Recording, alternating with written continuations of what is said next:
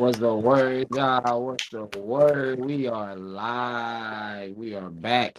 This is Come a on. very special podcast. Not only we're gonna talk about Crown Jewel, but we just hit our first million views on our YouTube short, A and million. we just A million. the A million. 1,000 subscriber landmark.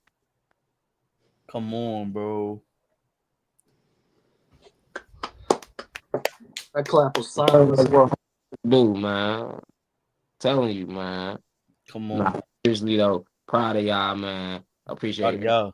and supporting us as well, man. We not even 2 years in, you know what I'm saying? We not even 2 years in. It's 11/25, right? Or is it 11/24? I think it was That's around. It was that. Yeah, it was yeah, around the. 2 days. So we coming up on 2 years. We got a lot of very, very special things coming for y'all. So make sure y'all tapping in with it, man. Come on. Let's get into the Jewel of Crowns. And I think it's only right to get the match that we had the most to say about out the way first. Mm-hmm. I don't mean out the way like that, but that Yeah. way we can dedicate as much time as needed and we can skim through everything else that happened at real. One last time, man. We- One last time. I love Oh, that. I thought you were talking about. I thought you were talking about Roman and Bronson. No, No. I ain't got that much to say about that. It was a good match, but It was. I don't want to see y'all. I don't want to see y'all through Christmas. one last time. And I was talking to my girlfriend yesterday just about what makes this run so special, regardless of how you feel about a quarter of it, or half of it, I guess maybe, spent on him being a heel. The fact that we knew every single time that he faced somebody, minus Cody Rhodes, every single time that he appeared somewhere, that was it. It was gonna be the last time. And the last time I remember something like that is my favorite basketball player, my GOAT, Kobe Bryant. Where every single time he played somebody as like, this last time he gonna play LeBron, so last time he gonna play Steph, last time he gonna play KD, last time he gonna play Paul George, last time he gonna be in this arena, in that arena. Throwing Paul George in that same sentence with KD, Steph, and LeBron is nasty work. I ain't gonna Paul lie. George is a Kobe student. Come on, bro. Why that's I ain't important. gonna lie to you, bro. Paul George is a Kobe student, just like Kawhi. Just See, like look, Derek froze just from it.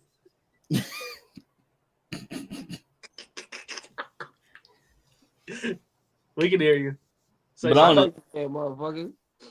And I understand that too. Kobe Bryant. Yeah. Student, you feel me? So that's why that's important. That's a mentor-mentee relationship, just like Kyrie, just like Kawhi. You know what I'm saying? So his time playing all of those players were significant for different reasons. You know what I'm saying? Just like John Cena, whoever he fought this last time, it's gonna be very significant. This is the most special one, and I don't think I don't know who we gonna fight in this last match, but I don't know if we're gonna have a more special match than this one. The CM Punk one probably neck and neck, but I think the AJ Styles match was a little bit more important. I think Cody's was up there. No, he's saying in terms of like importance, like well, that one was important too. Matchup, of course, the Cody Rhodes one is too, because that was the official passing of the torch. Right. Yeah. Him being the new baby face, because we don't have many baby faces, but now that AJ Styles, Mr. TNA, my GOAT, one last time, two people that have ultimately defined the generation of wrestling. Hey, Finn Balor, it's official, boss of the Bullet Club too. You just say Finn Balor. Finn Balor. What we doing, bro? The ace. Hey, they were saying some crazy shit on Twitter. They were saying Finn need to bring the thighs out again. I said, whoa. Yeah, I see that. Was we, bro? That was wild. Was we? Crazy. Bro, it was everywhere. I'm like, why do people unjustifiable another man with his thighs out? What are we doing, bro? What are we doing, bro? Man, that is crazy. That is crazy. He need to bring his thighs out. I'm like, what the fuck? Put the coochie cutters on. he had to put the Saturday Night Main Event Deluxe on. But this match was really remarkable, man. a remarkable match. They did everything that they were supposed to do in this match. Yeah. And then some. And then didn't leave the ring again. No, at So all. they paid homage to so many matches, so many opponents, so many friends or opponents, you know what I'm saying, that they've been blessed to bestow that square circle with, you know what I'm saying. Got kind of like a bomb, got one for Frankie Kazarian. He did the Sweet Chin Music. He did a Tombstone. He brought out the Fireflies with Sister Abigail. Like that was. Hey, if he would have hit the 619, I'd have lost tonight. Bro, if he had hit that shit, I'm gonna talk about that in a second. He got to do it on Dom and say, I agree. Oh yeah, that's gonna be a moment on his ass. Bro, when he back in the ring, AA Intercontinental Champion. When he faces Dom, bro, he has to wear a mask to start the match. Juan Cena? Yes. Bro, he has to. He has to. He can take it off. That would be a crazy callback. He has to, bro. Callback. Deep in the bag of John Cena is Juan Cena. Yeah. I'm gonna talk about that spot later too, bro. I literally just want to talk about this match, bro. It was so special. Two of my bro, I don't give a fuck about none of no offense to the women or anything or Bronson Reed, but yeah, that whole pay-per-view basically was made because of that match. Like it could have been just the whole pay-per-view could have just been that match for 30 minutes, and then I could have went on the rest of my day like happy. That that's just how good it was, bro. 27 50-year-olds. Bro, that we gotta talk about that too, bro. Go ahead, Liz. Minutes purely in the ring too. Yes, that's purely in the ring. That's impressive. Yes. I think the placement of the match on the card, bro. After that match, I was like, I don't even know if I want to watch this shit anymore, bro. No, bro, it felt like I just watched the greatest match of my life. Like I don't want to watch Cody and Seth again, bro. It's so interesting too, bro. Because like I genuinely like Cena to me is the GOAT when it comes to wrestling. Well, when it comes to WWE specifically, but AJ to me, Eddie's my favorite all time. But AJ is like my GOAT. Like he's been everywhere. He's been 100% everywhere. He's been the top dog everywhere. And them two at peak of their powers at almost both 50 years old, 27 minutes long, stayed in the ring between the ropes. Obviously, they spam finishers, but that's the whole point of wrestling, bro. Like, yeah, it's real graps, but you got to make it fun too. And they use graps and fun and just put it together. And that makes magic, bro. And that's why I think Cena's like, he's the GOAT, but he's also super underrated because ever since he turned back babyface, he's had nothing but 5-star chop classics to me. And that's why I hate the shit about the Punk shit because the Punk match was good. Like I like it. I would consider it like close to 5 chops personally. But with all the interferences and everything, bro, I just want like when it's just 1v1 and it's John working with somebody he's compatible with, especially me personally, AJ's his best like in-ring rival. Like it's no question. They have honestly after that match yesterday, I say the same shit. They have no misses. But it's when it sucks too, bro, because he literally had to take matters into his own hands to just get a match with a dude who he has his best matches all time with. That's the best part about it, though. That's what makes this match even more special. Like, I was thinking about it yesterday and thinking, like, who was Triple H thinking about John Cena fighting, if not AJ Styles, right? Yeah, bro. What? A rematch with the man that we're not even gonna talk about. That's what I was kind of thinking. Fuck that crap. Fuck that cracker. We don't care. We good on that, bro. I'm thinking that's. Bro, I'm dead serious. I do not care. Was a rematch with them, and obviously nobody wants to see that. So part of me feels like, maybe Triple H got one over on us, and this was always the plan. But I don't believe it. I believe that John Cena and AJ both kind of saw what the fans wanted. John Cena said, "Look, I only got so many more dates. This is that makes the most sense for me versus AJ Styles. This is what I want." I think to make sure that it was clear that that's what the fans want. You know what I'm saying? As much as Triple H tries to do that, and you know, Khan and all of them tried to say, not Tony, but all of them like, oh, we don't listen to the fans online. We listen to the people that buy tickets. Well, when the tickets are actually going to be $500 million to go to WrestleMania, then you're going to be like, oh, we fucked up. That's a different story, but hey, and that goes into it. I don't think, you know, I think that arena sells out simply because of John Cena's last time. But yeah, being John Cena's last time performing in Australia, you want to make it special. You want to make it something that he's not gonna forget. You can tell how special that moment was for him. You know what I'm saying? Even give AJ Styles an intro. And AJ, he had a rivalry with AJ for 2 years, technically. Barely even. That's how iconic that feud is. Always there. That respect was always there, I believe. Yes. Even without them knowing each other, them knowing that, like, you're the face of WWE, I'm the face of TNA.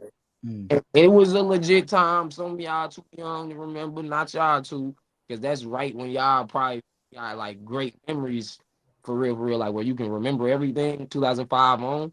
But through 2010, 2012 almost, TNA was a real competitor for WWE. Like, I remember.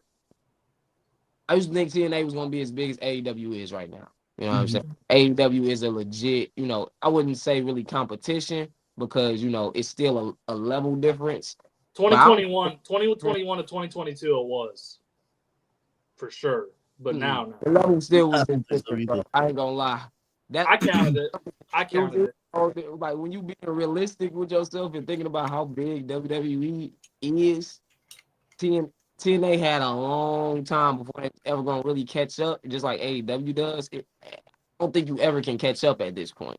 You know, if you can't beat them, join them. Unless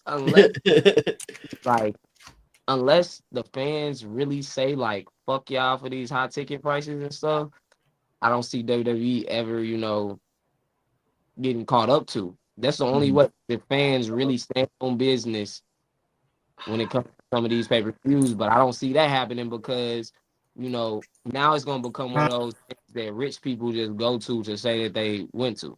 Yep.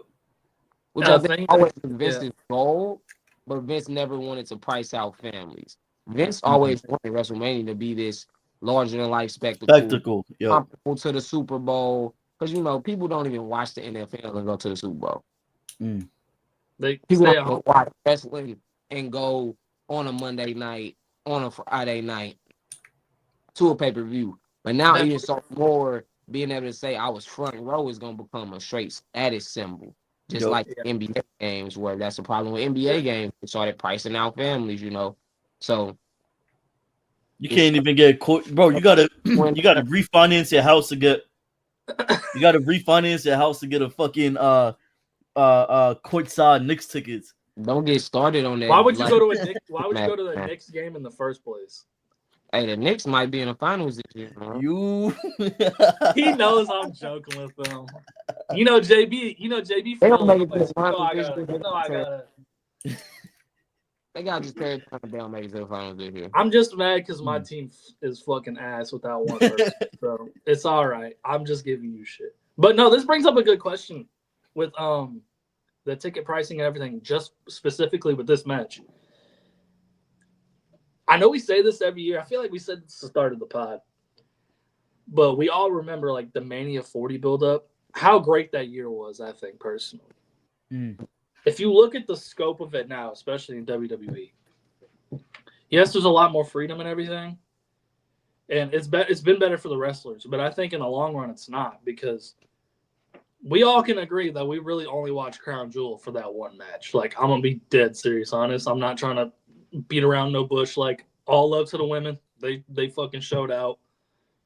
Roman Reigns is always an attraction. But it's literally Cena and Styles. Like, that's all we cared about.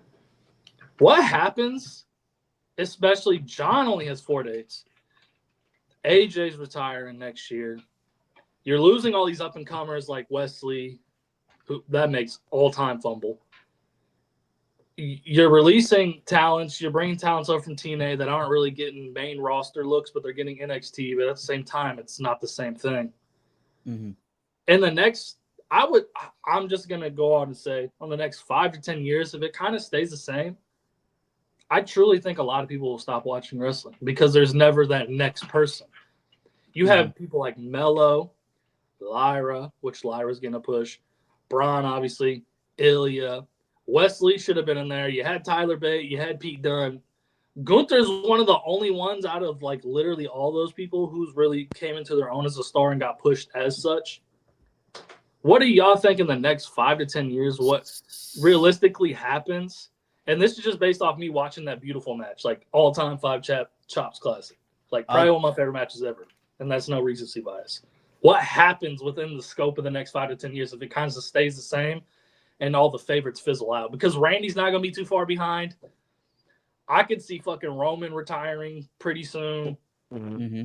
Like, no offense to Jay, but if we're just gonna have the Usos every Monday night for 5 years, not just the Usos, but like the Judgment Day, outside of like Dom, like what, like I just want to know what y'all think personally. Like, I think WWE is gonna be financially afloat, but I don't think a lot of people are gonna be watching wrestling like they are now, personally. But I want to know y'all's thoughts. I think,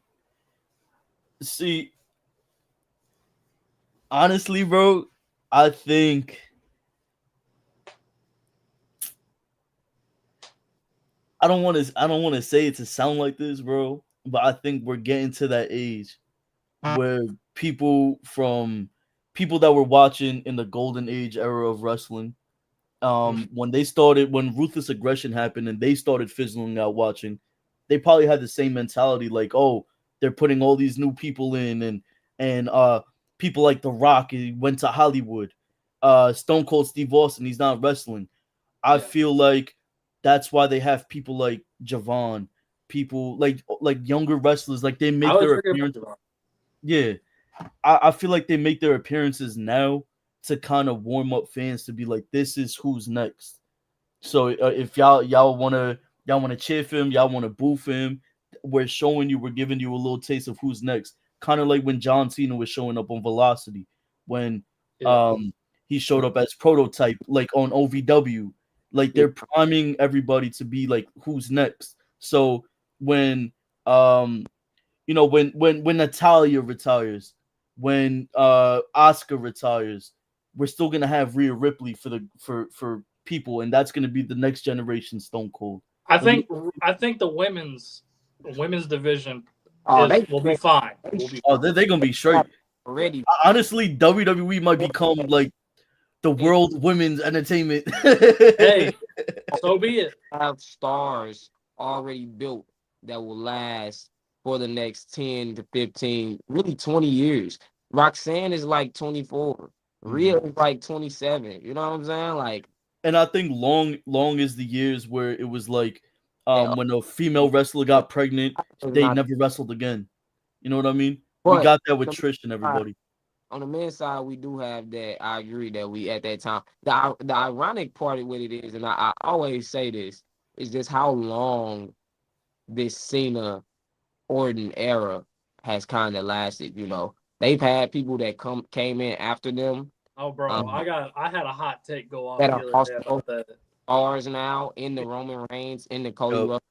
But overall, it's kind of like Roman Reigns and Cody Rhodes have been a part of the Cena Orton era that has lasted 20 years. What about Seth? Compared to Seth too, you know what I'm saying? Seth's in that era. Compared to the Rock Stone Cold era, it's lasted like a couple years.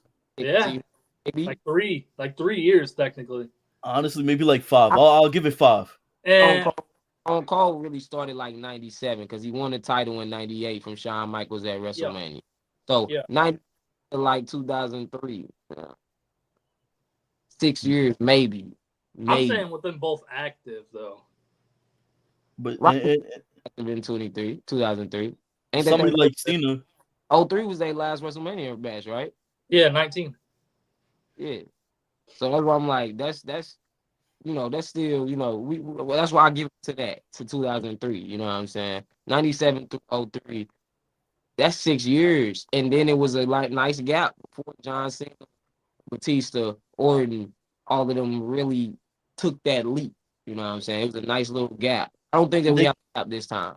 They came when they fizzled out. When Stone Cold and The Rock, when everybody fizzled out, they came. And of course, you still had Triple H, Yup, HB yup. back. You know what I'm saying? You still had those two guys being pillars. That's why you get the SmackDown 6. You know what I'm saying? Because SmackDown didn't really have a pillar.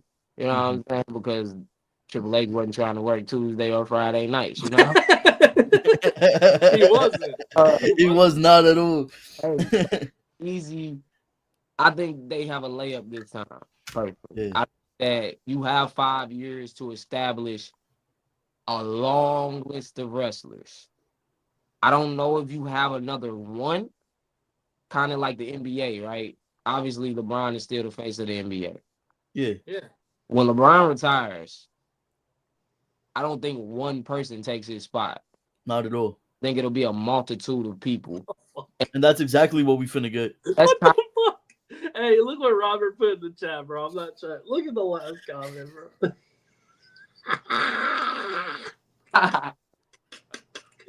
We don't give a fuck about Diddy, bro. He's a bitch. That's all I'm gonna say. Fuck Diddy too. Yeah, But bro. Heinous ass shit, bro. Identification. real talk, I think no one person takes it over. Like even right now, you got Cody Rhodes and Roman. Seth is still in that position, and then you got women. You got Rhea Ripley. You got Bianca. You got, you know what I'm saying? Who I would consider like the faces of the division right now is those three, and then you got Roman, Seth, and Cody as the three faces of the men's division right now. Yeah.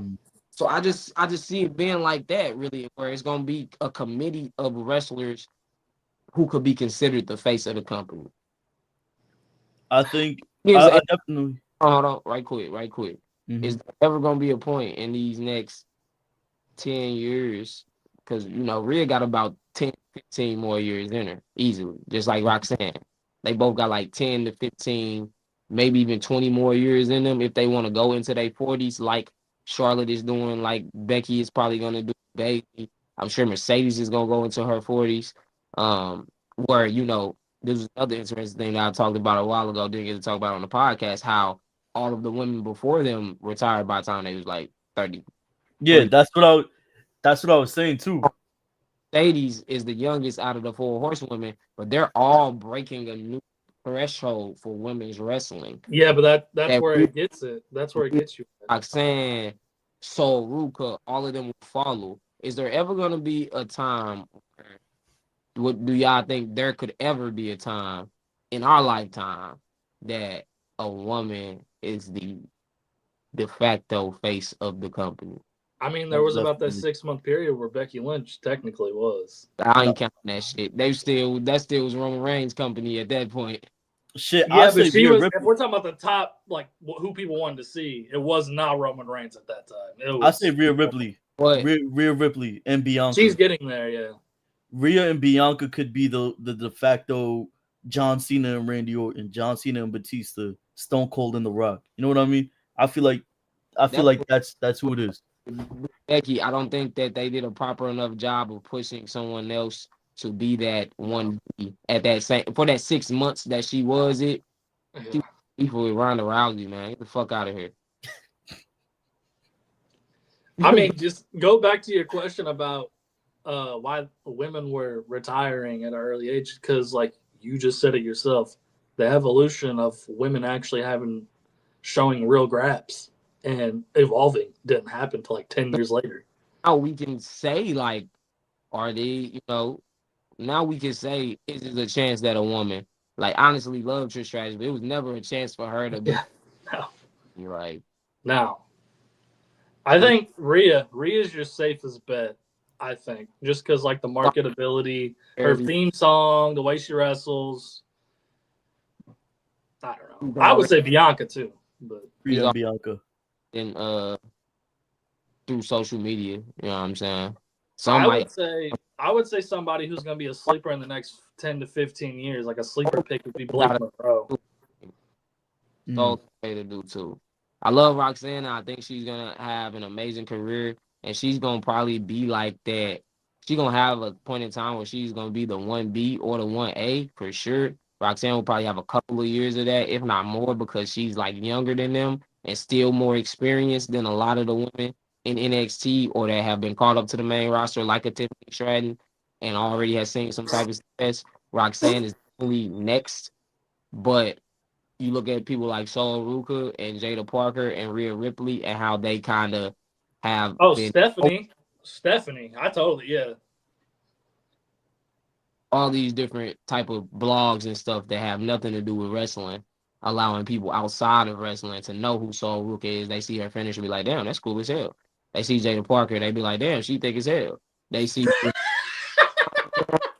that's what they that That's has a true. to Yeah. That's true. Hey, bro. out of wrestling. You know what I'm saying? Like Sol Ruka has the most, like, unrealistic finisher ever. I'm sorry. I gotta say it, bro. Like, It's one of my favorites. it's one of my I favorites. don't give a fuck. No. It's one of my favorites. Probably the best in the company in wrestling right now. But it's just so unrealistic, bro. There's like no. I'm sorry, bro. It's one of those. We can talk about this a different day, but it just brought me back to like seeing the way it's set up and just like all the crazy shit she does. Like, I mean, come on, bro. Regis saying, "Go for the RKO." Why you got this? The RKO is even unrealistic at points because if he's going to like this, you can just push him when he gets in midair, and no one thinks of that.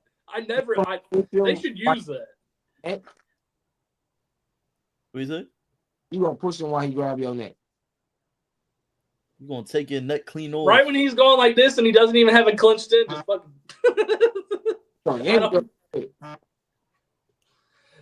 Man, I'm just it's like a 619. Why don't you just move out the fucking way? Why you laying there? What is that brings up a good point. What is the most realistic finisher, to be honest? Probably Big Show fucking punch, the one punch. I would say like the Torpedo Moscow is hell no. No, you're literally just running at some. The H-bomb is probably better. No, because you can get up. You're down on the ground and he's coming down and you can just move. But I think Torpedo, he literally launches himself at you. Like it's kind of hard to. No, but he doesn't. Get skinned. Yeah. It's not like he like pushes you down to the ground and does the H-bomb. He knocks you out first and then he murders you with the H-bomb. That's like the stunner, bro. Now I'm looking at all these finishers like, damn. Ain't none of them motherfuckers realistic. I got him. Yeah, I got him. Oh, they show all this and then get dropped. Come on, man. I don't know. I feel like there's one. I feel like that man got to be way stronger than you. The most realistic finisher? But that is the whole essence of like having to wear your opponent down before hitting a finisher. Exactly. Realistic too. Super kick is very realistic. If I was just about to say that one. Out on a swivel in a fight and a motherfucker try to kick you, you gonna be shocked, bro. Like just being realistic, like a motherfucker in a street fight and a motherfucker straight roundhouse kick your ass.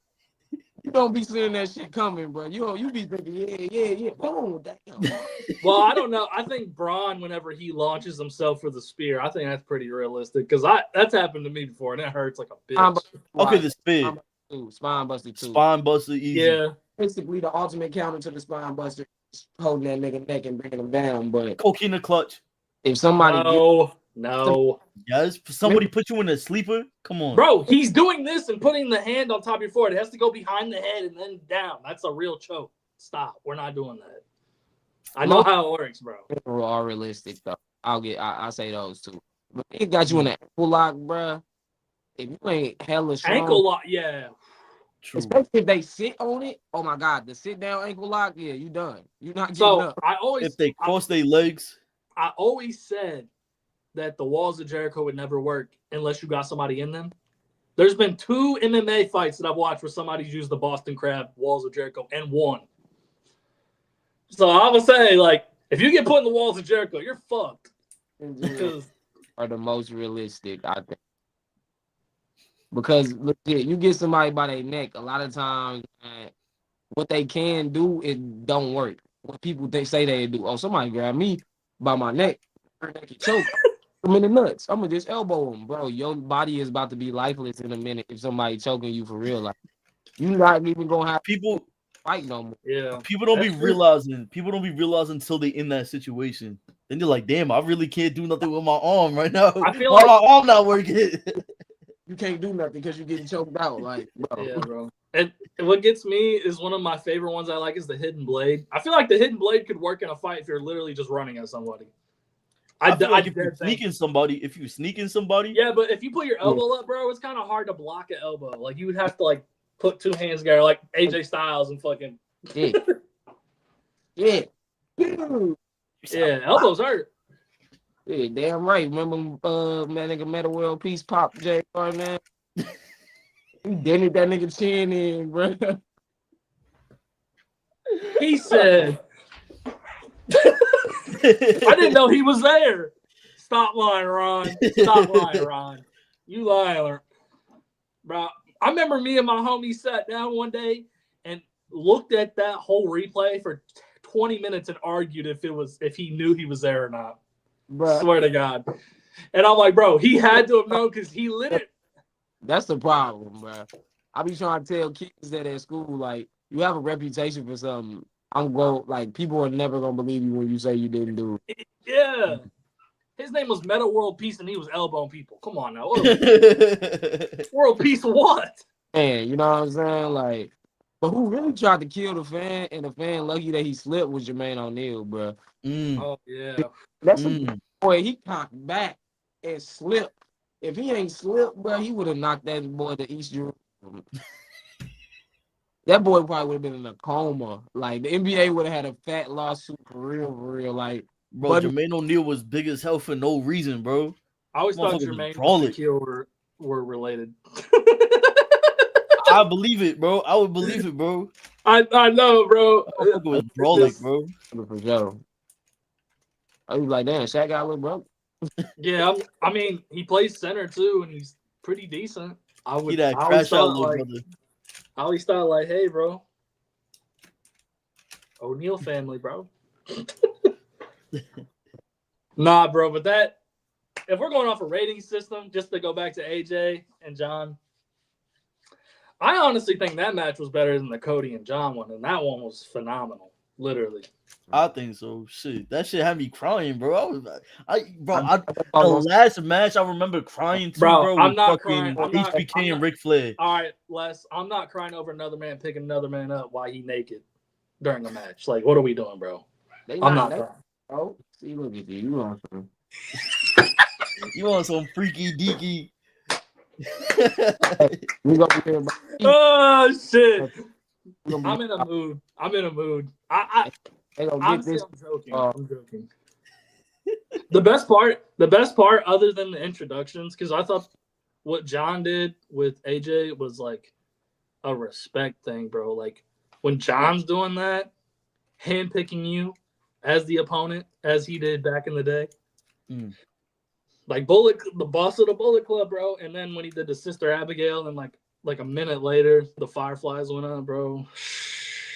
Makes it special, even more special. That intro is that you know the immense amount of respect that he has for Cody, Yes. Randy, and for CM Punk. I would say those are his other like 3 big opponents that he got to face this year. Yeah. Other Styles, everybody else has been like, dope, but not the level of significance that those hold to John Cena in particular. And ultimately, us as the fans, I don't think anybody like loves Sami Zayn, but that match doesn't hold as much of a special place as the Cody, CM Punk, Randy, or AJ Styles. Yeah. And he's done a lot of big up in Punk, Randy, and Cody, but it's like he saved that moment for AJ. Because if we're being real, like for the real pro wrestling fans, the fans that watch everything like us, we have that utmost appreciation for AJ Styles that gives him his flowers.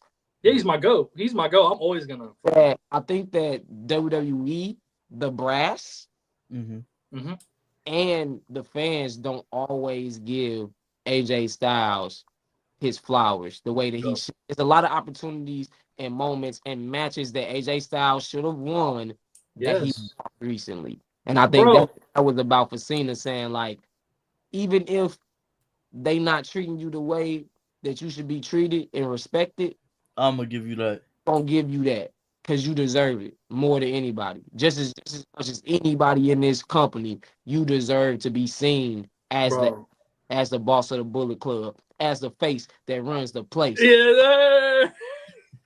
Hey, I will say, bro, because he was doing interviews before that, like for the press, and people were, this is just online banter, but people were dissecting it as like he sees himself as like a mid Carter from like 10 years ago to now.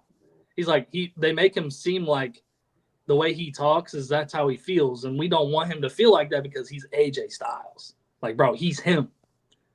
Shout out to Carmelo, but he's him. Like, I don't. And Need that match ASAP. Absolutely, bro. And the one thing I will say about AJ with John, I think John deep down knows that AJ's his best because he made John actually want to wrestle. You know what's like, also John insane? Sincerely looks like the best wrestler in the world at times with AJ Mm-hmm. because John is willing to wrestle, like Mm-hmm. willing to real grabs, not just the regular, no offense, Randy and John match where it's just like here and 5 there. moves of doom. Yeah, like John literally, like, even though he was spamming finishers, which, dude, he's almost 50. Who cares? He became PWG Cena, of course, bro. Bro. I'm gonna use that term. But yeah, bro, he respected AJ that much to where he's like, I'm gonna come down or come up to your level and I'm gonna wrestle my ass off. It's like when you get on a track with like a Black Thought or a J. Cole, and it's like, you're one of them ones, bro. So I'm gonna do my best, even though I'm well respected. I'm gonna do one of my best to put on one of my best performances and try my hardest because I respect you that much. And I think that's what's losing. I think out of the sport, the love of wrestling and the idea of it, pro wrestling, is a lot of people get lost in the sauce when it comes to that because they just think it's horror farming most times. Mm-hmm. And I think we're starting to really see like people be like, damn, bro, I wish they actually had a match. Yeah. That's why Sheamus is so loved now, like rather than what he used to be, because Sheamus really puts on bangers, and he's at an older age to where he doesn't have to. You might not see him every week, but you know if Sheamus got a match, yeah, you watch it. Anger. Yes. Perfect person for people to look at to know that you have to maximize every opportunity that you get. Absolutely. If it's not being utilized consistently, when Sheamus gets a match, he gonna make you run that match 4 or 5 times because it's gonna be such a banger. It don't matter who you put him up against. He gonna have a banger with bro. Him and Sammy would be like an Iron Man match. I'm all for it. I don't know. It's just so random. I thought about him and Sammy for the U.S. title, like at a pay-per-view. I'm trying to see Sheamus and Ilya, bro. Bro, when him and Drew, Sheamus, Drew, and Ilya on that Monday Night Raw, that triple threat. You remember that? Yep. Oh yeah. Wait a second, bro. How do you have that match and not push either 3 of them? I mean, they got pushed, but Drew did especially. But, yeah, bro. Ilya might be champion. What is it? If Ilya didn't get hurt, Ilya might have already been champion. He would have at least been IC champion by now. Yeah, for sure. Yeah. I hope Melo wins the U.S. title here soon. Hopefully he does soon, man. Hopefully. Yeah. Yeah, of course he got to get done Miz fucking first. But let's get quick match grades to everything else. Quick match grades because I gotta go. So first, Bronson Reed versus Roman Reigns. How many shots y'all giving them? 1. I'm joking. I put 3.5. Yeah, I put it about there. It was good for what it was. Same. I think it was a really good match. Good way to open the show. I think they could have did more. And obviously, you know, when you got a Roman Reigns match, you expecting 1,000 run in. So I don't even let that upset me or affect the match anymore because I just know that it's coming. You know what I'm saying? I'm not going to lie to you. And this is going to sound so disrespectful. I put over in his homeland. And if you really want to make Bronson Reed this big monster, you gotta have him beat somebody like Roman Reigns, even if it was absolutely because of Jey Uso cost him the match, kinda. I mean, bro, I ain't gonna lie. I'm not trying to sound disrespectful because I love Jay. I do love Jay, bro. But when his music hit, I turned it off. I was like, I already know what's about to happen. Like I genuinely was like, I know it couldn't have just been 1v1, but I guess not. But yeah. No. 70 good versus 70 good. Nah, let's do it over just for the clip, for the clip's sake. Good versus Tiffany Stratton. I gave match the same. I gave them about 3. I gave them about 3. A half a star less, but I do think it showed one how great 70 Bakura is. They made the on the winner, but I think Tiffany does her best when she has a great dance partner. Yeah, I don't think they really had good chemistry, and it took me out from the match a lot. I think outside of the ring, there's not much about Tiffany that like enamors me. So like her being with the right opponent makes me want to watch her match. Yep. So I'm not, no disrespect to her because she's still young in it. Like she just got called up last year, but they her to the moon too quickly.